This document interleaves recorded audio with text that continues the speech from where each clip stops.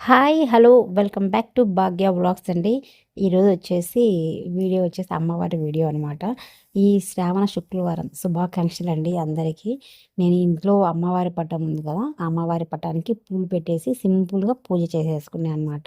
ఈ శ్రావణ మాసం ఇలా చేసుకుందాం అనేసి నేను ఇక్కడ కుబేర కుంచం తీసుకొని కుబేర కుంచంలో వేయవలసిన ఐటెమ్స్ అన్నీ వేసి పూజ చేసుకున్నాము. సో, అది ఎలా చేసుకున్నాము, దేవునికి అది ఏ విధంగా నేను అలంకరించుకున్నాను ఏంటనేది ఈ వీడియోలో చూసేద్దాం అనమాట. ఇక్కడైతే నేనొచ్చేసి అన్నీ ఇత్తడి సామాన్లే అండి. మనకు ఇవన్నీ తొందరగా నల్లబడిపోతాయి కదా! మనము దీపాలైతే ప్రతిరోజు తోముతూ ఉంటాము. హారతి గంట అవన్నీ అయితే రోజు తోముకుంటూ ఉంటాం కదా! కానీ ఈ చలికాలం గూడా ఇవి తొందరగా కలర్ చేంజ్ అవ్వవు. కానీ ఎందుకో ఇప్పుడు వర్షాలు పడుతున్నాయి కాబట్టి చాలా త్వరగా నల్లగయిపోయాయి. సో, అన్నీ నేను ఇలా బాగా నీట్‌గా క్లీన్ చేసేసుకున్నాక ఒక ప్లేట్ తీసుకొని ప్లేట్‌లో వచ్చేసి 3 గుప్పలు బియ్యం వేసేసుకొని, పసుపు, కుంకుమ వేసి ఇది కలశం ప్రిపరేషన్ అనమాట. ఇలా పసుపు, కుంకుమ వేసుకున్నాక కలశానికి ఇలా గంధం బొట్టు బాగా గంధం అంతా చక్కగా రాసేసుకొని, మీరు శివభక్తుడైతే శివుడి నామము, వెంకటేశ్వర స్వామి భక్తుడైతే వెంకటేశ్వర స్వామి నామం ఇలా చక్కగా పెట్టేసుకోవాలనమాట. మనకు ఈ శ్రావణ మాసంలో చాలా వరకు వెంకటేశ్వర స్వామి నామం మాత్రమే అందరూ యూజ్ చేస్తారు నాకు తెలిసినంత వరకు. సో, శివునిది కూడా పెట్టేవాళ్ళు చాలామంది ఉంటారనమాట. సో, ఎవరి ఇష్ట దేవుడిని అలా వాళ్ళు పెట్టుకుంటారు. సో, మేము ఇక్కడైతే వెంకటేశ్వర స్వామి నామాలు పెట్టేసుకొని ఇలా కలశం పెట్టేసుకున్నాను. కలశంలో వాటర్ వేసుకోవాలి. మంచినీళ్ళు పోసేసుకున్నాక ఇప్పుడు అందులో వచ్చి కొద్దిగా పసుపు, కొద్దిగా కుంకుమ, అక్షింతలు, రూ. 1 కాయిన్ ఒక నాణ్యం వేయాలి. రూ. 1 కాయిన్ ఒకటి వేసుకోవాలనమాట. ఇలా రూ. 1 కాయిన్ వేసుకున్నాక ఒక పువ్వు వేసుకోవాలి. ఇలా వేసుకున్నాక ఇందులో ఇలాచీ, అలాగే 2 యాలుకలు, ఒక పువ్వు ఇలా వేసుకున్నాక మనము జవ్వాది ఉంటుంది కదా! జవ్వాది వాసన అంటే అమ్మవారికి చాలా ఇష్టం.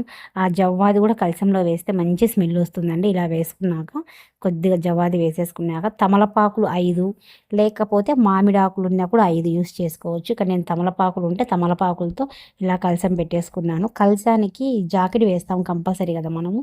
సో, అమ్మవారికి జాకెట్ వేయాలంటే నేను ఇక్కడ కోన్ షేప్‌లో జాకెట్‌ని ప్రిపేర్ చేశాను ముందే. ఇలా ప్రిపేర్ చేసిన తర్వాత ఇలా బాగా సెట్ చేసేసుకోవాలి కలశానికి. సెట్ చేసుకున్నాక ఇప్పుడు కలశానికి మనము తోరణం కడతాం కదా! ఆకుతో తమలపాకును రివర్స్ చేసుకొని ఇలా పసుపు వైట్ దారానికి పసుపు పూసి ఇలా తోరణం కట్టాలనమాట.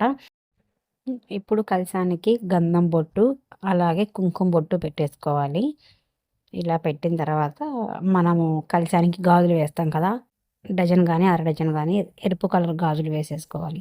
ఇలా గాజులు వేసుకున్నాక కలశం దగ్గర కింద అంతా పూలతో ఇలా పూలన్నీ కలశం చుట్టూ పెట్టుకోవాలి. నేను ఇక్కడ మన ఇంట్లో మల్లెపూలు పూసాయనమాట. సో, బాగా విచ్చుకున్నాయి. అందుకనేసి ఈ పూలతో కలశానికి పూలన్నీ బాగా చక్కగా ఎక్కడైతే తమలపాకు గ్యాప్స్ ఉన్నాయో అక్కడైతే నేను ఇక్కడ మల్లెపూలు పెట్టుకున్నాను అనమాట.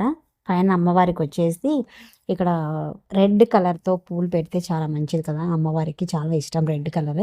సో, అందుకోసం అనేసి ఒక తామర పువ్వు ఒంటి రెక్క తామర పువ్వు ఉంటే ఈ తామర పువ్వు తీసుకొని ఇక్కడ అమ్మవారికి బాగా చక్కగా నిల్చుందనమాట. ఇలా పెట్టేశాను. ఇలా పెట్టిన తర్వాత కలశం అయితే కంప్లీట్‌గా రెడీ చేసేసాననమాట. నాకు తెలిసినంత వరకైతే నేను కలశాన్ని బాగా రెడీ చేశానండి. ఏమన్నా మిస్టేక్ ఉంటే ఇంకేమైనా తక్కువ అయింటే గిన కామెంట్ సెక్షన్‌లో కామెంట్ చేయండి. సో, ఇలా కలశాన్ని రెడీ చేసేసుకున్నా. ఇప్పుడు కుబేర కుంచం అనేసి నేను ఇది శ్రావణ మాసంలో వెండి వస్తువు ఏదన్నా తీసుకోవాలనుకున్నాను. సో, అందుకోసం అనేసి నేను ఈ గ్లాస్ ఐటెమ్‌లో కుబేర కుంచం తీసుకున్నాను అనమాట. ఈ గ్లాస్‌కొచ్చేసి వెంకటేశ్వర స్వామి నామము, శంకు, చక్రం ఉంటాయన్నమాట. నామానికి మాత్రం గంధంతో ఇలా బొట్టు పెట్టుకుంటూ ఉన్నా నేను. మధ్యలో కొద్దిగా మనం గంధం పెట్టేసి ఆ కుంకుమ పెడితే గిన నీట్‌గా చక్కగా నామం షేప్ వస్తుందనమాట. సో, ఇలా వచ్చేసి మనం చక్కగా నామం రెడీ చేసేసుకున్నాక ఇలా కొంచెం ఎప్పుడు కింద పెట్టకూడదు. అందుకోసం అనేసి నేను కింద పద్మంతో ముగ్గు వచ్చింది. ఒక స్టిక్కర్ లాంటిది ఒకటి తీసుకొచ్చుకున్నాము. సో, అది పెట్టేసుకొని ఇప్పుడు ఆ కొంచెం అక్కడ పెట్టాననమాట. ఫస్ట్ అందులో కొన్ని బియ్యం పోసిన తర్వాత కాయిన్స్ వేయాలి. తర్వాత మరీ కొన్ని బియ్యం పోసినాక లక్ష్మీ గవ్వలు, అలాగే మళ్ళీ కొన్ని బియ్యం పోసినాక గోమతి చక్రాలు, 5 గోమతి చక్రాలు అలా 5 సంఖ్యతో వచ్చేలాగా ఇలా గోమతి చక్రాలు మళ్ళీ కొన్ని గుప్పెడు బియ్యం పోసిన తర్వాత ఇప్పుడు అందులో వచ్చేసి మన దగ్గర ఉంటే గిన ఆహ్ తామర గింజలు అంటారు కదా, అవి, లక్ష్మీ గవ్వలు, గురి గింజలు ఇలా అన్నీ పోసేసుకొని బాగా ఈ కుబేర కొంచెము నిండగా బియ్యం వచ్చేలాగా చూసుకోవాలన్నమాట. ఇక్కడ నేను తామర గింజలు, గురి గింజలు, అలాగే లక్ష్మీ గవ్వలు, గోమతి చక్రాలు, ఇంకొకటి పెద్దవి, కొద్దిగా పెద్ద సైజు గవ్వలు ఉంటాయి నల్లవి, ఆ గవ్వలు కూడా వేసేసిన తర్వాత ఇది ఇలా గురి గింజలు అన్నీ వేసేసుకున్నాక ఇవి మనము కొన్ని కొన్ని బియ్యం పోసుకుంటూ ఉంటే బియ్యం అన్నీ పైకి వచ్చిన తర్వాత లాస్ట్లో వచ్చేసి ఇక్కడ చిన్నది టెంకాయ ఉంటుంది కదండి, ఆ చిన్న టెంకాయ పైన పెట్టేసుకోవాలన్నమాట. లాస్ట్లో 3 గుప్పెళ్ళు బియ్యం పోసేస్తే మొత్తం ఫుల్ అయిపోతుంది. ఈ టెంకాయ ఇలా పెట్టేసుకున్నాక ఇలా కొబ్బరి కుంచాన్ని మనం రెడీ చేసేసుకోవాలి. ఇలా రెడీ చేసుకున్నాం. అమ్మవారి దగ్గర అయితే ఏనుగులు ఉండాలి కదండి. మన ఎవరి ఇళ్ళలో అయితే ఏనుగులు అయితే మనం తీసుకొచ్చుకుంటాము, ఏనుగులు ఉంటే మాత్రం అమ్మవారి పట్టం దగ్గర ఏనుగులను పెట్టుకోండి. ప్రతిరోజు అమ్మవారి పట్టం దగ్గర ఏనుగులతో అయితే పెట్టుకోవచ్చు అనమాట. సో నేను ఎప్పుడైతే మా ఇంట్లో ఏనుగులు ఉంటాయి, నేను ఇలా అమ్మవారి దగ్గర వేరే కొంచెము ఏనుగులు, ఒక గిన్నెలో వచ్చేసి కుంకుమ, ఇంకొక గిన్నెలో పసుపు ఇలా పెట్టేసుకున్నాను. ఇలా రెడీ చేసుకున్నాక ఇప్పుడు దీపాలు అయితే తోమి పెట్టేసుకున్నాం కదా, దీపాలకు గంధము, కుంకుమ బొట్టు పెట్టి అన్నీ రెడీ చేసేసుకోవాలన్నమాట. ఇలా దీపాలకు కుంకుమ, గంధం బొట్లు పెట్టేసుకున్న తర్వాత చాలా వరకు ఈ ఇత్తలి, వెండివి కాకుండా మట్టి ప్రమిదలలో పెడితే చాలా శ్రేష్టం అని చెప్పి చాలామంది అంటుంటారు. కానీ అవునండి, చాలా మంచిదన్నమాట మట్టి ప్రమిదలలో పెట్టేది. సో మనకు వీలున్నప్పుడు మనము మన ఇంట్లో మట్టి ప్రమిదలు ఉంటే మంగళవారము, శుక్రవారము అమ్మవారికి మట్టి ప్రమిదలలో దీపం చేసుకుంటే చాలా మంచిది. సో నేను ఇక్కడైతే బత్తి స్టాండ్ ఉంటుంది కూడా, దానికి కూడా గంధము కుంకుమ బొట్టు పెట్టేశాను. హారతి గంటకు, అలాగే గంటకు అన్నీ ఇత్తడి సామాన్లన్నీ తోమేసుకున్నాక నీట్గా ఇలా మనము కుంకుమ బొట్టు, గంధం బొట్టు పెట్టేసుకున్న తర్వాత ఇలా అన్ని అమ్మవారి సామాన్లన్నీ రెడీ చేసేసుకోవాలన్నమాట. ఇలా రెడీ చేసేసుకున్న తర్వాత మట్టి ప్రమిదలు కంపల్సరీ అని చెప్పాను కదా, నా దగ్గర అయితే 2 ఇత్తడి ప్రమిదలు, 3 మట్టి ప్రమిదలు, మొత్తం 5 అవుతాయి అనేసి నేను ఎప్పుడు ఇలాగే పెడతాను అనమాట. మంగళవారము, శుక్రవారము అమ్మవారికి మేము ఎప్పుడు ఇలాగే 3 ప్రమిదలు మట్టి ప్రమిదలు, 2 ఇత్తడి ప్రమిదలు అలా పెట్టి 5 ప్రమిదలలో దీపాలు పెట్టేలా చూసుకుంటాను. ఇలా అయితే మా ఇంట్లో ఎప్పుడు ఇలాగే జరుగుతుంది. ఈ రోజైతే నాకు 11 రకాల పూలు, అవి కూడా మా ఇంట్లో 9 రకాలు, మా ఆడబిడ్డ వాళ్ళ ఇంట్లో 2 రకాల పూలు ఉన్నాయన్నమాట. సో ఈరోజు శుక్రవారం పూట 11 రకాల పూలు చిక్కాయి మాకు. చాలా హ్యాపీ అనిపించింది.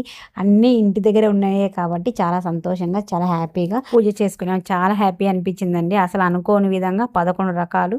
అది అమ్మవారికి నేను రెడ్ కలర్ ఫ్లవర్ ఉంది కదా, అమ్మవారికి చాలా ఇష్టం అనేసి ముందు అమ్మవారికి రెడ్ కలర్ పూలు పెట్టేసి మిగతా ఉన్న పటాలకు ఏ విధంగా పెట్టాలి ఏంటి అనేది అలా సెట్ చేసేసుకున్నాను అనమాట.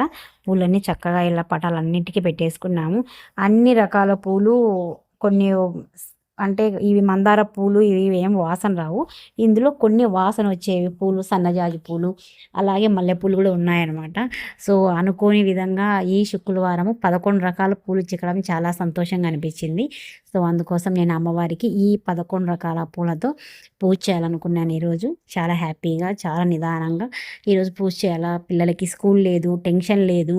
సో ఫైనల్గా అయితే నిదానంగా పూజ చేసుకోవచ్చు అనమాట ఈరోజు అనుకొని ఈరోజు పూజ స్టార్ట్ చేశాను. చాలా హ్యాపీగా, నిదానంగా స్టార్ట్ చేశాను. సో ఇలా అయితే పూలన్నీ ఎన్ని పటాలు ఉంటే అన్ని పటాలకు ఎలా పెట్టాలో, ఎలా అడ్జస్ట్ చేసుకోవాలనేసి కలర్ఫుల్గా ఉండాలి కదా, మనం పెట్టే పూలు పడిపోకుండా నేను చక్కగా పెట్టేసుకున్నాను అనమాట.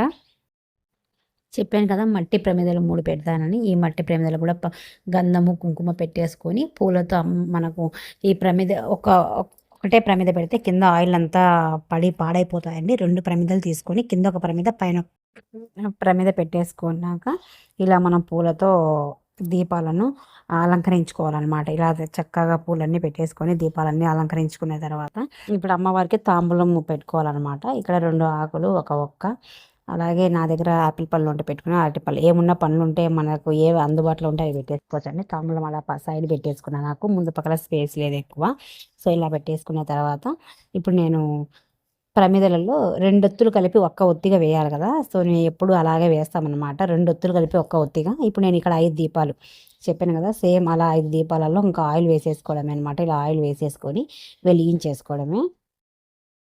ఇలా వెలిగించేటప్పుడు దీపం జ్యోతి పరబ్రహ్మ అనే ఒక శ్లోకం ఉంటుంది కదా, ఆ శ్లోకాన్ని ఇలా చదువుకొని మనం ఇలా అన్ని ఒత్తులతో, అంటే చాలామంది అగ్గిపుల్లతో అగరబత్తితో అలా కాకుండా సపరేట్గా మనం ఇలా ఒక ఒత్తిని నూనెలో తడుపుకొని అగ్గిపెట్టెతో ముట్టించుకొని ఇలా దీపాలు వెలిగించుకోవాలన్నమాట. ఇలా నేను ఎప్పుడు 5 దీపాలు ఇలా వెలిగిస్తాము. ఇలా వెలిగించిన తర్వాత ఇప్పుడు మనము అగరబత్తితో అమ్మవారికి ధూపం వేయాలి కాబట్టి ఇలా అగరబత్తిని ముట్టించుకొని ధూపం వేసేసాను. ఇలా వేసిన తర్వాత అమ్మవారి అష్టోత్తరం చదివే ముందు వచ్చేసి కొద్దిగా, అంటే ఇప్పుడు పూజ చేసేటప్పుడు విరబోసుకోకూడదు, అలాగే తలకి బట్ట కూడా కట్టుకోకూడదు. కొద్దిగన్నా హెయిర్ అల్లుకోవాలి అని అంటున్నారు కదా, అది కూడా నిజమే అండి. సో అందుకోసం అనేసి ఇలా జుట్టు విరబోసుకోకుండా కొద్దిగా దూకొని క్లిప్ పెట్టేసుకొని వచ్చాను. ఇలా వచ్చిన తర్వాత ధూపం ముట్టించేసి, ఇది ధూప్ స్టిక్ అనమాట. సాంబ్రాణి అన్నీ ఉంటాయి కాబట్టి మంచి వాసన, సువాసన చాలా బాగా వస్తుంది. ఇలా వెలిగించేసుకున్నది. ఇక్కడ నేను అమ్మవారికి సన్నజాజులు మాల పెట్టడం మర్చిపోయాను, అందుకే కొద్దిగా మళ్ళీ గుర్తొచ్చింది. అమ్మవారికి సన్నజాజి పూలన్నా అలాగే మల్లెపూలన్నా చాలా ఇష్టం అండి.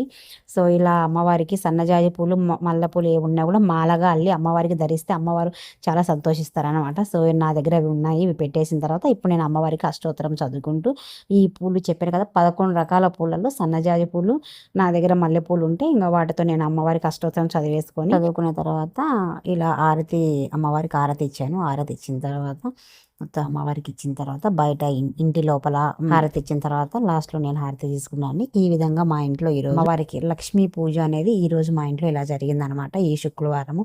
మీ ఇంట్లో ఈ రోజు లక్ష్మీ పూజ ఎలా జరిగింది ఏంటి అనేది కామెంట్ సెక్షన్లో కామెంట్ చేసుకుందాం. Thank you for watching. ఇంకొక విషయం చెప్పడం మర్చిపోయాను, ఇక్కడ అమ్మవారికి నేను పాలు నైవేద్యంగా పెట్టాను అనమాట. మనము పాలు శుక్రవారం కానీ మంగళవారం కానీ అమ్మవారికి నైవేద్యంగా పెడితే చాలా మంచిదనమాట. ఇది మాత్రం గుర్తుంచుకొని అమ్మవారికి పాలు నైవేద్యంగా పెట్టండి. ఇలా పూజ అంతా అయిపోయిన తర్వాత మనము ఇంట్లో ధూపం వేసుకుంటే చాలా మంచిదండి. ధూపం వచ్చేసి ఉదయం వేసుకోవచ్చు, అలాగే సాయంత్రం 6 తర్వాత ధూపం వేస్తే ఇంట్లో చాలా మంచిదనేసి చెప్తూ ఉన్నారు. చాలా మంచిది నిజంగానే. ఇంట్లో ఉండే నెగిటివ్ ఎనర్జీ అంతా పోయి పాజిటివ్ ఎనర్జీ వస్తుందన్నమాట. మనం ఇలా ధూప్ స్టిక్ ఇంట్లో ఉంటే మనం కొద్దిగా దాంట్లో సాంబ్రాన్ని, కొద్దిగా ఎండు కొబ్బెర, అలాగే వచ్చేసి కొద్దిగా పసుపు, కొద్దిగా చక్కెర, అలాగే ఆవు నెయ్యి, గుగ్గిలం పొడి ఇలా అన్నీ మిక్స్ చేసి పెట్టుకొని మనం సాంబ్రాన్ని వేసుకునేటప్పుడు కొద్దిగా ఆవు నెయ్యి పైన వేసుకోవచ్చు. ఆవు నెయ్యి అయితే కలిపి పెట్టలేము కదా. ఇలా అన్నీ కలిపిన తర్వాత ఇలా మనం ఇంటి చుట్టూ ఇల్లు మొత్తం, ఇంట్లో ఎక్కడెక్కడ మూలలు, ఎక్కడ సైడ్స్, బెడ్రూమ్స్ అన్నీ ఏవి వదలకుండా మొత్తం ఇల్లంతా ధూపం పట్టేలాగా ధూపం వేసుకోవాలన్నమాట. ప్రతి శుక్రవారం ప్రతి మంగళవారం వేసుకోవచ్చు. ఇలా వేసుకోవడం వల్ల ఇంట్లో ఉండే నెగిటివ్ ఎనర్జీ పోయి పాజిటివ్ ఎనర్జీ వస్తుంది. సో ఇలా మీకు ఎప్పుడన్నా టైం ఉంటే ఇంట్లో ఈవినింగ్ టైంలో ఇలా ధూపం వేసుకొని చూడండి, చాలా మంచిది. ఇంటి చుట్టూ మనకు పాజిటివ్ ఎనర్జీ లాగా ఉంటుందన్నమాట, నెగిటివ్ ఎనర్జీ అనిపించదు. ఈ సువాసన చాలా మంచిది, మనకు అమ్మవారిని ఆహ్వానిస్తున్న విధంగా ఈ వాసన ఉంటుందన్నమాట. సో ఎవరన్నా మీకు టైం ఉండి ఇంట్లో ధూపం వేసుకోవాలనుకునే వాళ్ళు ఇలా 5 వస్తువులు కలిపి ధూపం వేసుకుంటే ఇంటికి పాజిటివ్ ఎనర్జీ అనేది బాగుంటుంది. చక్కగా మంచి వాసన వస్తూ మనము ఒక టెంపుల్లో ఉన్న అంత ఫీలింగ్ కూడా ఉంటుందన్నమాట. చాలా మంచి వాసన వస్తుంది. ఈ ధూపం అనేది ఇలా వేసుకోండి. ప్రతి శుక్రవారం వేసుకున్నా, ప్రతి మంగళవారం వేసుకున్నా మనకు శుభం కలుగుతుంది. సో ఇలా ఇంటి చుట్టూ ఎక్కడే కానీ గ్యాప్ లేకుండా మొత్తం ఇల్లంతా కవర్ అయ్యేలాగా ధూపం వేసేసుకోవచ్చు. మా వీడియో మీకు నచ్చినట్టయితే, నేను చెప్పిన మ్యాటర్ మీకు వర్తి అనిపిస్తే లైక్ చేసి, షేర్ చేసి మా ఛానల్ని సబ్స్క్రైబ్ చేసుకోండి. Thank you for watching.